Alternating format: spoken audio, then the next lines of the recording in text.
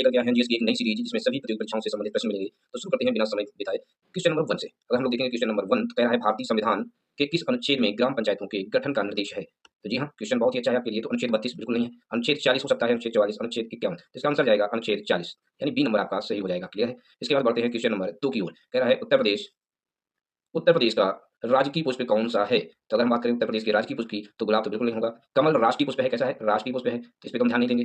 पलाश की बात करें तो ये जाएगा आपका सही आंसर, यानी सी नंबर आपका सही हो जाएगा। बात करते हैं नेक्स्ट क्वेश्चन की ओर। Question number 3। क्वेश्चन नंबर 3 कह रहा है आपसे कि भगवान बुद्ध ने पहला उपदेश कहाँ दिया था। तो भगवान बुद्ध ने जब ज्ञान प्राप्ति के बाद पहला उपदेश दिया था तो कुशीनगर में बिल्कुल नहीं, बोधगया में तो उन्होंने ज्ञान प्राप्ति की थी। सारनाथ पे, हाँ, उन्होंने पहला उपदेश दिया था सारनाथ पे, यानी ऑप्शन जाता है आपका सी नंबर सही। बढ़ते हैं नेक्स्ट क्वेश्चन की ओर, क्वेश्चन नंबर 4 की ओर। क्वेश्चन नंबर 4 कहता है सती प्रथा का अंत किस वर्ष हुआ था। तो सती प्रथा का अंत 1829 में, 1857 में, जी नहीं, 1857 की क्रांति हुई थी, आप जानते हो। 1901 में बिल्कुल नहीं, ये भी ऑप्शन गलत है, ये भी गलत है। अगर बात करें 1835 की तो ये भी जाता है आपका रॉन्ग, तो सही रहेगा 1829, यानी ई नंबर आपका क्वेश्चन का आंसर होगा। बढ़ते हैं नेक्स्ट क्वेश्चन की ओर। क्वेश्चन नंबर 5 है सौर मंडल का सबसे गर्म ग्रह कौन सा है। अगर हम सौर मंडल के ग्रहों की बात करें तो कुल 8 ग्रह हैं, शनि को हटा दिया शनि को लगा करके अगर हम जोड़े तो सौर मंडल का सबसे गर्म ग्रह कौन सा है। तो सौर मंडल का सबसे गर्म ग्रह है शुक्र, आपका आंसर हो जाएगा बी। अगर बात करें हम बुध की तो ये सबसे छोटा ग्रह है। ठीक है, पढ़ते हैं नेक्स्ट क्वेश्चन की ओर, क्वेश्चन नंबर 6 की ओर। क्वेश्चन नंबर 6 जा रहा है आपका उत्तर प्रदेश की किस जिले को इत्र नगरी कहा जाता है। बहुत ही अच्छे से आप जानते हो इत्र नगरी किसको कहा जाता है। लखनऊ को आपको जानते हो कि नवाबों का शहर कहते हैं, तो ये तो ऑप्शन नहीं है आपका। कानपुर चमाधो के लिए जाना जाता है, ये भी ऑप्शन नहीं है। कन्नौज आपका जाना जाता है इत्र के लिए, यानी इत्र नगरी कहा जाता है कन्नौज को, तो ऑप्शन जाएगा आपका सी नंबर सही होगा। बढ़ते हैं नेक्स्ट क्वेश्चन की ओर, क्वेश्चन नंबर 7।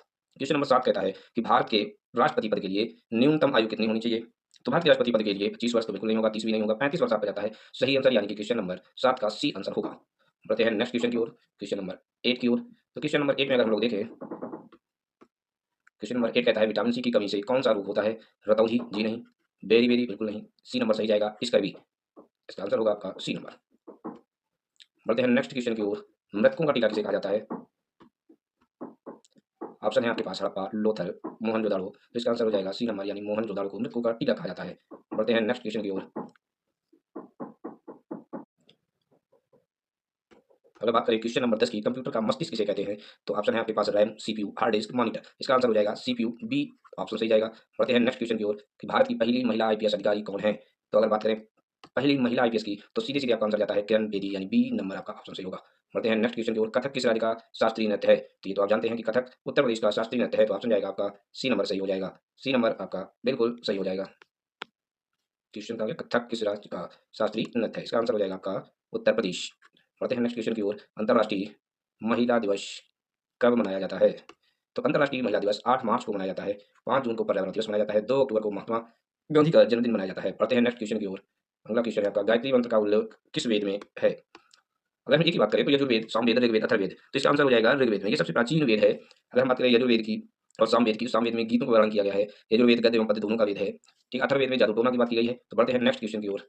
नीति आयोग का अध्यक्ष कौन होता है। नीति आयोग का अध्यक्ष कौन होता है। तो राष्ट्रपति बिल्कुल नहीं होता है, प्रधानमंत्री नीति आयोग का अध्यक्ष होता है, तो ऑप्शन आपका भी बिल्कुल सही बढ़ेगा। बढ़ते हैं नेक्स्ट क्वेश्चन की, क्वेश्चन नंबर 16 की ओर। अगर हम लोग बात करें नेक्स्ट प्रश्न की तो है जलियांवाला बाग हत्याकांड कब हुआ था। 13 अप्रैल 1919 को, बिल्कुल सही जाता है, 13 अप्रैल 1919 को जलियांवाला बाग हत्याकांड हुआ था।